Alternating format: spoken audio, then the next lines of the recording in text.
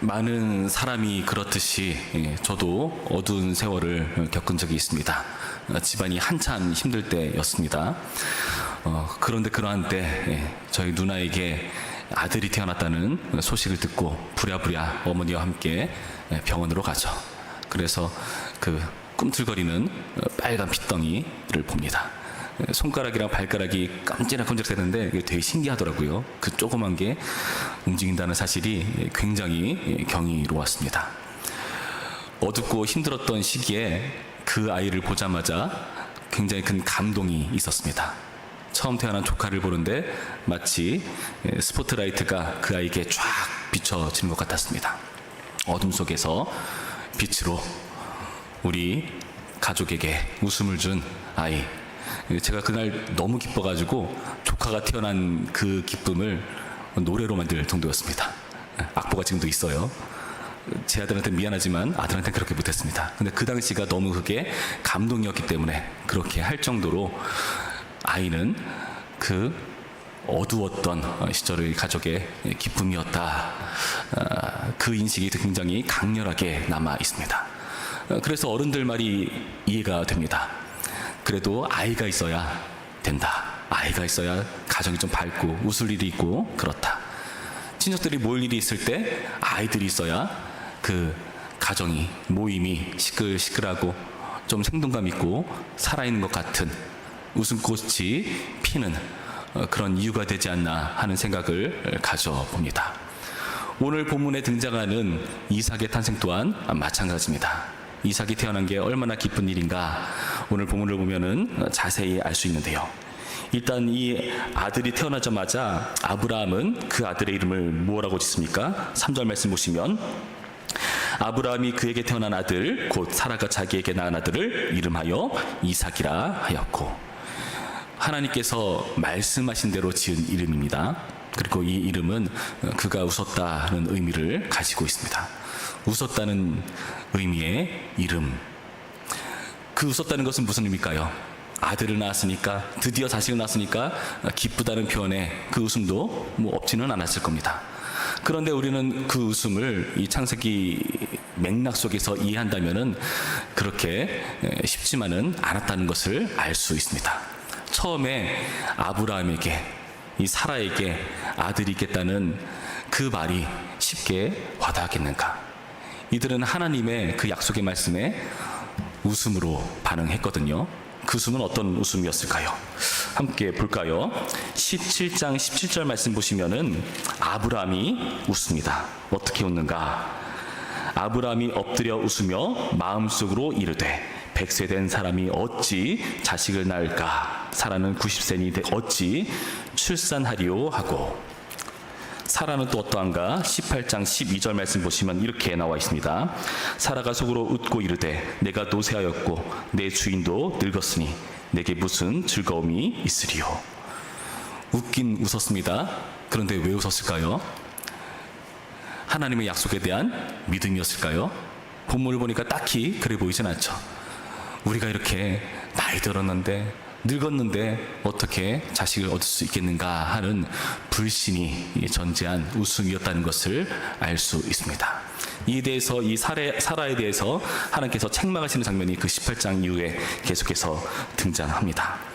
사실 이렇게 자기의 노쇠로 근거로 웃는 모습, 도저히 믿을 수 없다는 불신의 웃음, 조금 과하게 말하면 비웃음이라고까지 할 수 있을 만한 그런 반응, 여러분 사실 우리의 반응과 비슷하지 않습니까? 우리의 반응이 이럴 때가 있습니다. 우리는 이 자리에 다 기도하러 나왔죠. 기도하러 나왔는데 사실은 기도하면서도 어떨 때는 안 이루어질 것 같은데 싶은 생각이 들 때가 있습니다. 그럴 때가 있어요.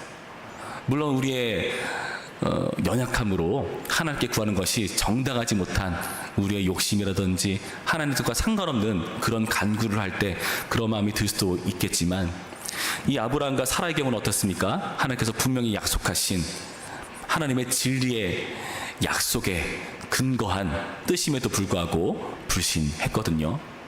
여러분, 우리도 혹 이러지 않습니까? 하나님께서 분명히 약속하신 그 약속의 말씀을 의심하거나 이해하지 못하거나 우리의 모습이 사실 이렇습니다. 우리는 이런 쓴웃음을 질 때가 많다는 것을 이해해야 됩니다. 하나님의 뜻과 상관없어 보이는 환경 때문에 그렇죠. 아브라함과 사라는 노쇠한 탓이었습니다. 우리에겐 과연 어떠한 환경이, 우리의 어떤 한계가 우리에게 쓴웃음을 짓게 만드는가, 하나님께 대한 약속을 불신하게 만드는가 한번 돌아볼 필요가 있습니다. 여러분, 근데 오늘 말씀을 보시면 이런 한계와 쓴웃음을 짓게 만들었던 그 이유가 무엇이 되는가 함께 보실까요? 2절 말씀 보시면 이렇게 나와 있죠. 2절 말씀, 사라가 임신하고 하나님이 말씀하신 시기가 되어 노년의 아브라함에게 아들을 낳으니. 5절 말씀, 아브라함이 그의 아들 이삭이 그에게 태어날 때에 100세라. 7절 말씀, 또 이르되 사라가 자식들을 젖먹이겠다고 누가 아브라함에게 말하였으리요마는 아브라함의 노경에 내가 아들을 낳았도다 하니라. 여러분, 이 한계가 어떻게 됩니까? 반전을 이룹니다. 반전을 이루는 귀한 통로가 됩니다. 그래서 하나님의 약속이 성취되는 것이 더욱더 극적으로 우리 가운데 와닿습니다. 우리에게 기쁨을 주는 통로가 된다는 거죠. 여러분, 그래서 하나님께 대한 불신의 마음이 생길 때마다 이렇게 생각하시기 바랍니다. 이것은 곧 하나님께 대한 찬양의 간증이 될 만한 거리다.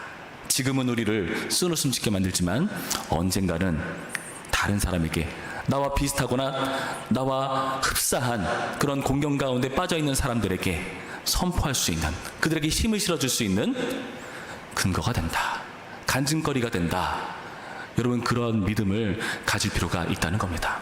여러분, 사라는요, 그래서 어떻게 고백하는가? 그의 웃음이 불신의 웃음에서 기쁨의 웃음으로 바뀌죠. 6절 말씀 우리 한 목소리로 읽어볼까요? 6절 말씀입니다. 시작.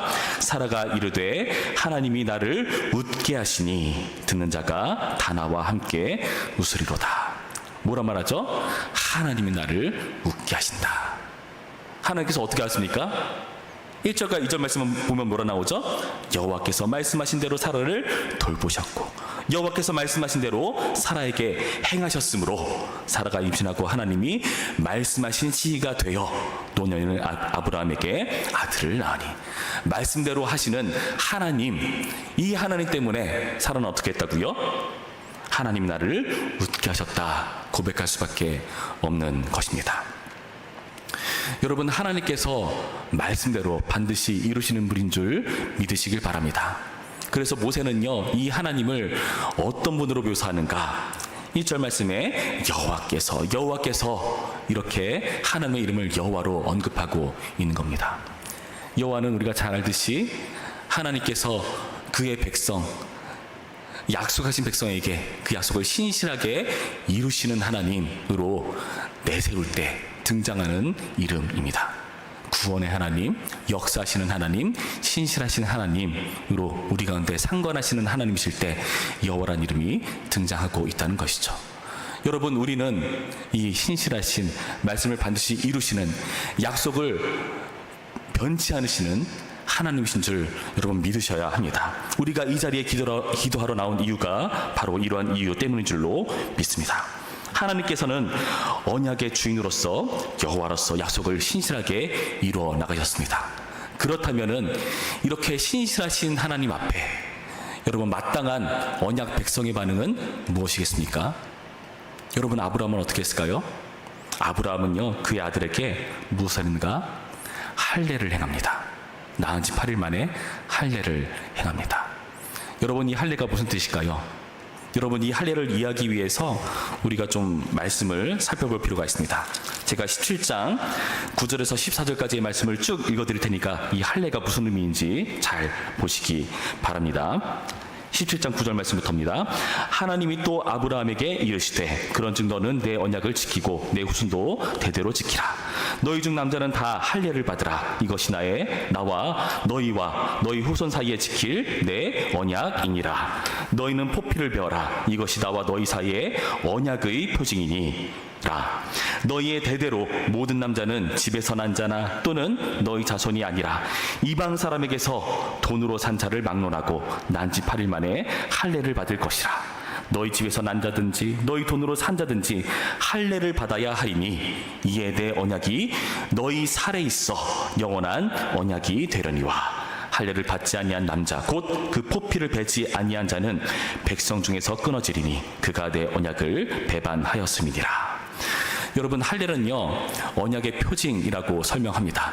그래서 자신의 살에다가 그 표피를 베면서 흔적을 남기면서 무엇을 확인합니까? 하나님의 약속이 있다는 것을 몸에 새기는 거죠. 여러분, 생식기에 표피에 그 살을 벤다는 것은, 표피를 벤다는 것은 여러분 어떻게 와닿을까요? 생식기에 표피를 벤니다. 인간적인 근거가 되는, 나름대로 생명의 근거되는 그 모든 것을 제거하는 거죠. 그래서 이 할례라는 것은요 어떤 의미죠? 하나님의 약속은, 우리 가운데 주신 이 자손의 약속은 인간적인 어떠함으로 된 것이 아니라 순전히 하나님께 대한 신뢰, 하나님의 신실함, 그 믿음으로 가능한 것이다. 그걸 몸으로 새기는 흔적입니다.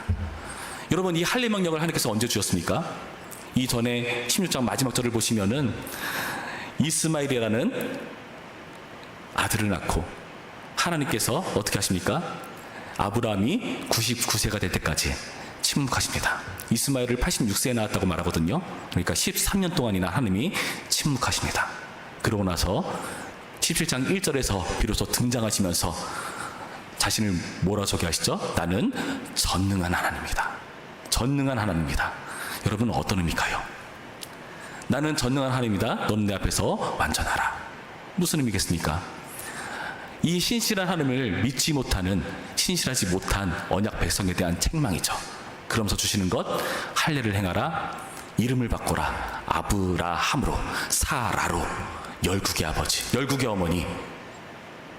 자식이 하나도 없는데 이름이 아브라함, 사라로 불려요. 열국의 아버지, 어머니로요. 어떤 생각이 들까요? 생식기에 새겨진 그 흔적을 보면서 이 아브라함은 무엇을 배우는 것입니까? 이 모든 것은 인간적인 어떠한 근거에 있지 않다. 오직 신실하신 하나님께 대한 신뢰에서 이루어질 만한 일이라 하는 것을 뼈저리게 몸에 새기면서까지 배워나가는 겁니다. 여러분, 그래서 우리는요 이 흔적을 집니다. 할례를 행한다는 말이 아니라 우리 가운데 어떤 할례를 행하죠? 하나님께서 이 할례라는 흔적을 새겨주시죠. 하나님께 대한 믿음이 자라날 수 있도록 우리 가운데 이 흔적을 새겨주십니다. 상처를 주십니다. 위기를 주십니다. 어려움을 주십니다. 그게 어둠이죠. 스포트라이트로 그 자손에게 비치기까지 우리 가운데 그 어둠 가운데 살아가는 흔적을 갖게 하십니다. 그러면서 뭘 하라고요? 하나님께 대한 믿음을 드러내라고요. 그 기회를 우리 가운데 주신다는 겁니다. 여러분, 할례는요 우리가 죽어야 오히려 산다는 신비를 보여줍니다. 죽음에서 생명을 만들어내시는 하나님의 능력을 강조해 줍니다. 여러분, 우리는 이 신비를 또 어디서 배웁니까? 예수 그리스도의 십자가에서 배웁니다. 하나님께서 성육신하셔서 죽으시고 오히려 그 죽음이 우리 모두를 살리고 하나님께 대한 부활, 소망을 갖게 하는 놀라운 도구로서 십자가를 감당하십니다. 그래서 우리는요 예수님을 믿고 그 십자가를 의지하기 때문에 우리는 하나님께 생명을 누리는 자로 이 자리에 모여 있습니다. 그래서 우리는요 믿음으로 아브라함의 자손 되었습니다. 여러분, 이 놀라운 사실을 사라의 고백에서도 확인할 수 있습니다. 6절 말씀 다시 자세히 볼까요? 6절 말씀 보시면 사라가 이르되 하나님이 나를 웃게 하시니 듣는 자가 다 나와 함께 웃으리로다. 또 이르되 사라가 자식들을 젖먹이겠다고 누가 아브라함에게 말하였으리오마는 아브라함의 노경에 내가 아들을 낳도다 하니라. 자식이 아니라 자식들입니다. 아브라함의 후손을 염두에 둔 표현이죠. 한 명의 자손이 아니라 믿음으로 구원에 이르는 혈통적인 그 자손뿐만 아니라 믿음으로 아브라함의 자손이 된 우리까지도 염두에 둔 표현이라는 것을 여러분 여기서 확인하셔야 됩니다. 그래서 우리는 웃을 수 있습니다. 이 사라의 이야기에 웃을 수 있습니다. 우리도 어둠 가운데 지나고 있는데 하나님께서 일하시지, 하나님이 반드시 성취하시지. 믿음의 조상 아브라함을 보면서 우리는 우리의 앞길을 예측할 수 있습니다. 하나님의 언약 백성들에게 있을 하나님께서 반드시 이루고 마시는 그 일을 기대할 수가 있다는 것입니다. 여러분, 우리는 이 말씀을 통해서 예수님 덕분에 부활 생명을 누리는 존재로서 사라와 함께 웃는 자식들입니다. 그래서 우리는요, 이 땅 가운데 웃음꽃이 만발하게 만들 수 있는 이삭입니다. 여러분, 이 사실을 명심하시기 바랍니다. 내가 있는 자리에서 믿음으로 그 어둠을 살아가는 우리라는 존재가요, 이 세상 가운데 웃음꽃을 피우고요, 교회를 웃게 만들고요, 하나님을 미소 짓게 만드는 그런 존재라는 것을 명심하시기 바랍니다. 혹 지금 어둠의 세월을 겪고 계십니까? 쓴웃음만 짓는 그런 삶이십니까? 오늘의 말씀을 통해서 이 하나님을 바라보시기 바랍니다. 여호와 하나님을 바라보시기 바랍니다. 그렇게 함으로써 부디 부활 생명을 아는 자로서 이 사라와 함께 웃는 자식들이 있게, 웃음꽃을 피우는 이삭이기를 주님의 이름으로 축원합니다. 기도하겠습니다. 참 좋으신 하나님 감사드립니다. 주님, 우리는 오늘의 말씀을 통해서 이삭이란 이름의 의미와 할례의 의미를 살펴봅니다. 그 과정에서 하나님께서 우리에게 믿음을 가르치시는 과정인 것을 배웁니다. 쓴웃음이었던 우리의 환경을 비로소 말씀대로 반전시키시고 우리 가운데 진정한 기쁨의 웃음을 짓게 만드신 하나님이신 것을 우리는 예수 그리스도의 십자가를 통해 확인합니다. 우리가 할례를 새기는 괴로운 시절을 겪고 있지만, 쓴웃음을 짓는 그 과정을 겪고 있지만, 오늘의 말씀을 통해서 사라와 함께 웃기로 다짐하는 믿음의 후손들일 수 있도록 인도하여 주시옵시고, 우리 삶 가운데 하나님의 간증을 기대하며 오늘도 주 앞에 믿음으로 기대하며 기도하는, 비로소 웃음꽃을 피우는 이삭일 수 있도록 인도하여 주시옵소서. 감사드리며 예수님의 이름으로 기도합니다. 아멘.